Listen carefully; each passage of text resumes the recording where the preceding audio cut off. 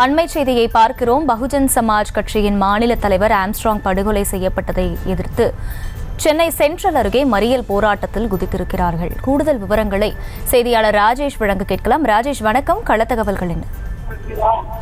வணக்கம்.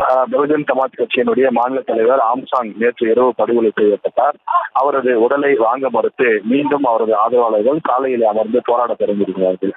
அதாவது ராஜீவ்காந்தி அரசு மருத்துவமனைக்கு வெளியிலே பிரதான சாலை பூந்தமல்லி நெடுஞ்சாலையிலே அமர்ந்து தற்போது அவர்கள் போராட்டத்தை தொடங்கியிருக்கின்றார்கள். இதனால் போக்குவரத்து பாதிப்பு ஏற்பட்டிருக்கின்றது.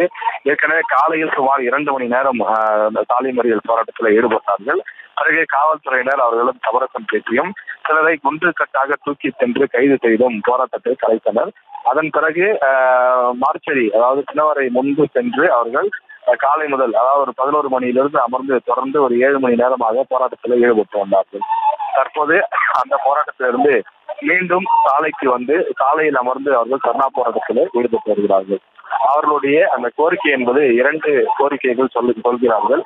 அதாவது அவர்களுடைய அண்ணன் ஆம்ஸ்ட்ராங் அவர்களை அதாவது பிஎஸ்பி பகுஜன் சமாஜ் கட்சியினுடைய மாநில தலைமை அலுவலகம் வந்து பெரம்பூரில் இருக்கின்றது, சென்னை பெரம்பூரிலே இருக்கின்றது. அந்த பெரம்பூரில் இருக்கக்கூடிய அலுவலகத்தில் அவர்களை புதைப்பதற்கான, அடக்கம் செய்வதற்கான அந்த ஏற்பாடுகளை செய்ய வேண்டும் என்பது அவர்களுடைய கோரிக்கையாக இருக்கின்றது. அதே போல மற்றொரு கோரிக்கை என்னவென்று சொன்னால், இந்த சம்பவத்திலே இன்னும் பலரும் பாதிக்கப்பட்டிருக்கின்றார், அதாவது சம்பந்தப்பட்டிருக்கிறார்கள் கொலையாளிகள். அவர்கள் கைது செய்யப்பட வேண்டும். இதுவரை 8 பேர் சரணடைந்திருக்கிறார்கள். ஆனால் அவர்கள் எங்களை பொறுத்தவரையிலே இன்னும் பின்புலத்திலே பலரும் இருக்கிறார்கள்.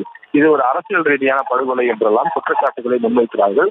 எனவே இந்த பின்னணியில் இருக்கக்கூடிய அனைவரையும் கைது செய்ய வேண்டும். அதுவரை நாங்கள் உடலை வாங்க மாட்டோம்.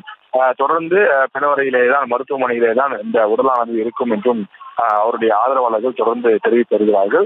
இந்த நிலையில் பல கட்டமாக பேச்சுவார்த்தைகள் நடைபெற்றது. ஒரு மணி நேரம் முன்னதாக கூட உடலை பெற்றுக் கொள்வதற்கான நீண்ட பேச்சுவார்த்தை நடைபெற்று உடலை ஏற்றுவதற்கு ஆம்புலன்ஸும் கூட மார்ச்சரி அருகிலே கொண்டு வரப்பட்டது. ஆனால் மீண்டும் அவர்களுக்குள்ளாக பல்வேறு கருத்துக்கள் எழுந்து இங்க இருக்கக்கூடிய நிர்வாகிகள், அதாவது ஆம்ஸ்ட்ராங் அவருடைய ஆதரவாளர்கள், பிஎஸ்பி கட்சியினுடைய நிர்வாகிகள் 2-3 குழுக்களாக இருக்கிறார்கள். ஒரு குழுவினர் அந்த கருத்தை ஏற்றுக்கொண்டாலும் கூட அண்ணனுடைய உடல் இறந்து 2 நாட்கள் ஆகிவிட்டது, நாம் வாங்கி கொண்டு சென்று விடலாம் என ஒரு குழுவினர் தெரிவிக்கிறார்கள். ஆனால் மற்றொரு குழுவினர் இல்லை, நம்முடைய கோரிக்கைகள் நிறைவேற்றப்பட வேண்டும், நம்முடைய அண்ணனை, நம்முடைய தலைவனை வெட்டி படுகொலை செய்திருக்கிறார்கள், அந்த எதிரிகள் அனைவரும் இதே போல கைது செய்யப்பட வேண்டும், இவருக்கு அரசு மரியாதை கொடுக்க வேண்டும் என்று ஒரு குழுவினர் தெரிவிக்கிறார்கள். இப்படி மாறி மாறி கருத்துக்கள் தெரிவிக்கக்கூடிய காரணத்தால் ஒரு சுமூகமான முடிவு எட்டப்படாமல் மாறி மாறி போராட்டங்கள் தொடர்ச்சியாக நடைபெற்று வருகின்றது. தற்போது பலரும் சாலை மறியலில் ஈடுபட்டு வருகின்றார்கள். இதனால் போக்குவரத்து பாதிப்பு ஏற்பட்டிருக்கின்றது. 500க்கும் மேற்பட்ட காவலர்கள் வந்து அந்த போராட்டத்தில் ஈடுபடக்கூடியவர்களை குண்டு கட்டாக தூக்கக்கூடிய முயற்சியில ஈடுபட்டு வருகிறார்கள். குறிப்பாக இது மருத்துவமனை ஒட்டிய பகுதி என்பதனாலே அவசர சிகிச்சைக்காக வரக்கூடியவர்கள், அவசர ஊர்தியில வரக்கூடியவர்கள் என பலரும் வருகிறார்கள்.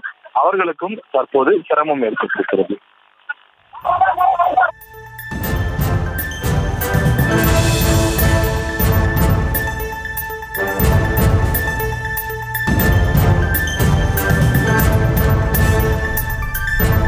முழு விவரங்களுக்கு நன்றி ராஜேஷ்.